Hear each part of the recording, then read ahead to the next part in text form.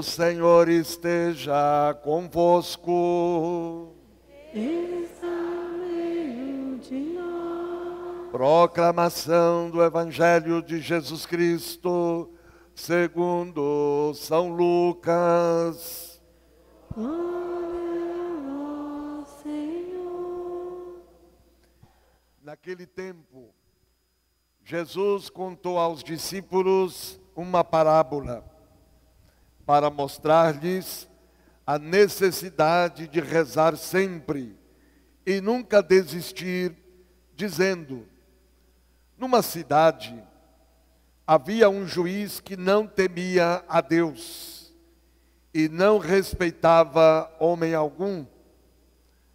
Na mesma cidade havia uma viúva que vinha à procura do juiz pedindo: faze-me justiça contra o meu adversário. Durante muito tempo, o juiz se recusou. Por fim, ele pensou: eu não temo a Deus e não respeito homem algum, mas esta viúva já me está aborrecendo. Vou fazer-lhe justiça para que ela não venha a agredir-me. E o Senhor acrescentou: escutai o que diz este juiz injusto. E Deus não fará justiça aos seus escolhidos, que dia e noite gritam por ele? Será que vai fazê-los esperar? Eu vos digo que Deus lhes fará justiça bem depressa. Mas o Filho do Homem, quando vier, será que ainda vai encontrar fé sobre a terra? Palavra da salvação. Glória a vós, Senhor. Aleluia, aleluia, aleluia. Aleluia, aleluia, aleluia.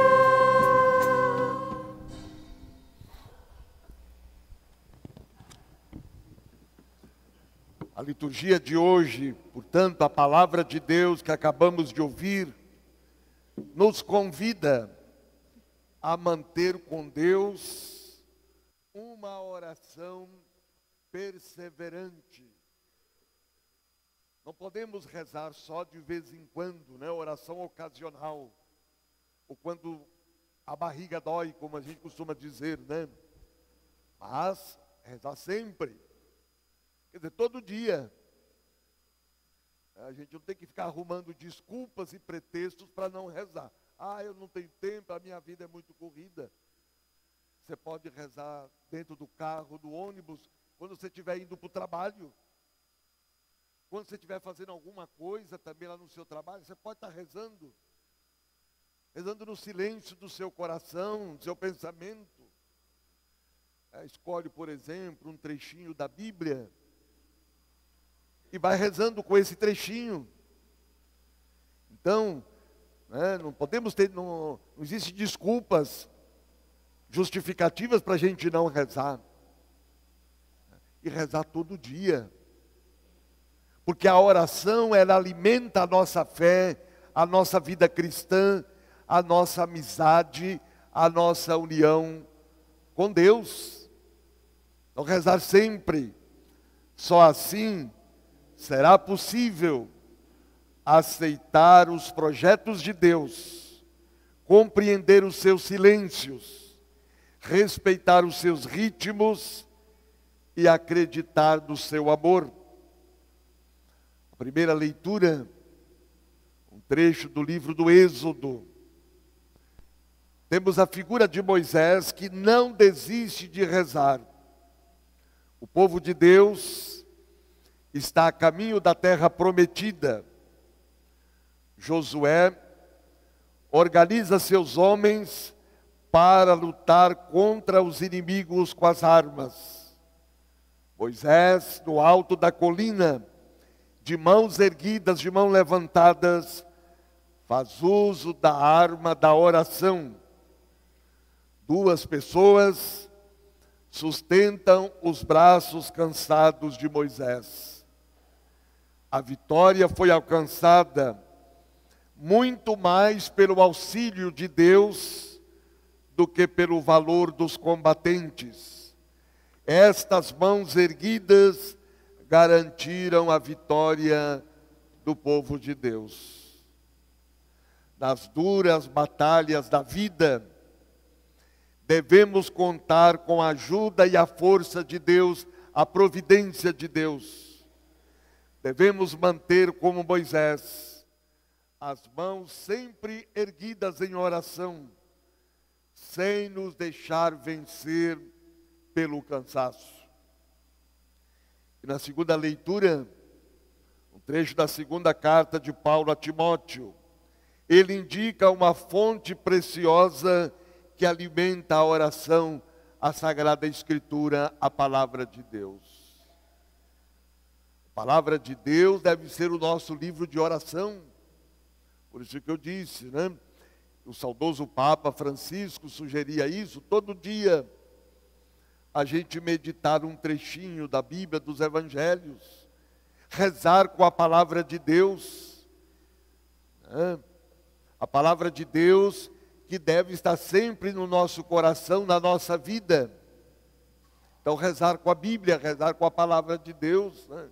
Por isso nós temos por aí na nossa paróquia os grupos de base, em que nós rezamos com a Bíblia, rezamos com a Palavra de Deus, e procuramos levar para a vida aquilo que nós rezamos, aquilo que nós meditamos, iluminados pela Palavra de Deus.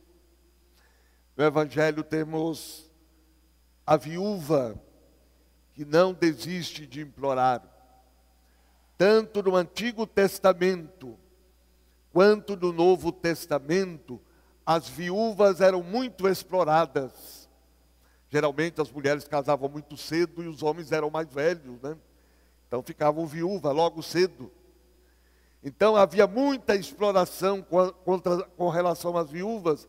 Até mesmo a herança que era deixada era roubada, também roubavam a herança das viúvas. Por isso os profetas, lá no Antigo Testamento, vão sair em defesa da dignidade e dos direitos das viúvas. Então, talvez essa viúva aqui justamente estava pedindo, não é, os direitos dela. E veja como que ela era persistente. Isso é importante para nós. É preciso ter consciência também dos nossos direitos. Consciência da nossa dignidade de filhos e filhas de Deus, criados à sua imagem e semelhança. Nós não podemos abrir mão da nossa dignidade, não podemos abrir mão dos nossos direitos, mas é preciso ter consciência deles. Essa viúva, ela foi persistente, porque ela tinha consciência dos direitos dela. Então nós também temos que ter isso. Nenhum direito a menos. Se é direito nosso, não podemos abrir mão e temos que lutar por eles. Portanto, a insistência da viúva é uma demonstração de que não pode haver conformismo, nem resignação na comunidade cristã. Essa não pode assistir passivamente às injustiças e negação da vida, da dignidade humana. Então Jesus, para mostrar a necessidade de rezar sempre e nunca desistir, ele conta uma parábola. Parábolas são pequenas histórias, que era muito comum no tempo de Jesus, os mestres falar em parábolas para transmitir o seu ensinamento. Então Jesus usa desse recurso para transmitir os seus ensinamentos, a sua palavra, o projeto do reino. Então, essa viúva insiste tanto que o juiz acaba atendendo. A insistência da viúva vence a indiferença do juiz iníquo.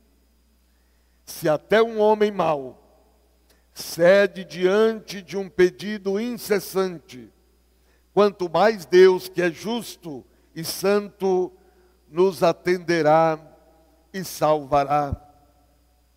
A oração deve ser um diálogo insistente e contínuo, aquilo que eu disse, sempre. A oração não pode ser ocasional, tem que ser sempre. E a oração, ela tem essas duas dimensões, né? A oração pessoal, eu em diálogo com Deus, conversando com Deus, escutando Deus também. E a oração comunitária, a oração que é feita na comunidade, com a comunidade. A oração nos grupos, né? A oração por excelência, né? Que é a celebração da Eucaristia no domingo, dia do Senhor. Então, essa oração comunitária. É preciso valorizar tanto a oração pessoal, quanto a oração comunitária, na comunidade e com a comunidade. Deus está sempre atento aos nossos pedidos, mesmo quando parece insensível aos nossos apelos, aos nossos clamores por justiça. Geralmente temos pressa. Ele sabe a hora e o momento para cada coisa. A nós resta moderar a impaciência e confiar totalmente nele. A oração não é uma fórmula mágica para levar Deus a fazer nossa vontade ou até nossos caprichos. Nós não podemos pretender que Deus faça aquilo que eu quero, que nós queremos, aquilo que nós desejamos. Não. É nós que temos que fazer o que Deus deseja. É nós que temos que fazer aquilo que Deus quer. Por isso que nós rezamos, né? Seja feita a vossa vontade, assim na terra como no céu. É isso que nós rezamos. A oração como busca da vontade de Deus, como se colocar diante da vontade de Deus. Às vezes nós falamos assim, a gente reza todo dia, reza sempre, mas Deus não atende às nossas preces. Aí tem que se perguntar, qual é a qualidade da minha oração? E se aquele pedido que eu estou fazendo, se ele está de acordo com a vontade de Deus, com os planos de Deus, se é o que Deus quer.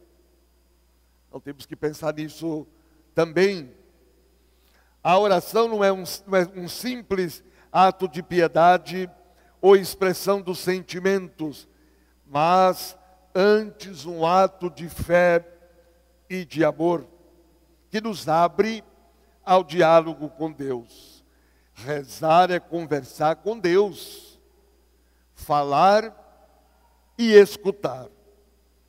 As orações não precisam de palavras complicadas.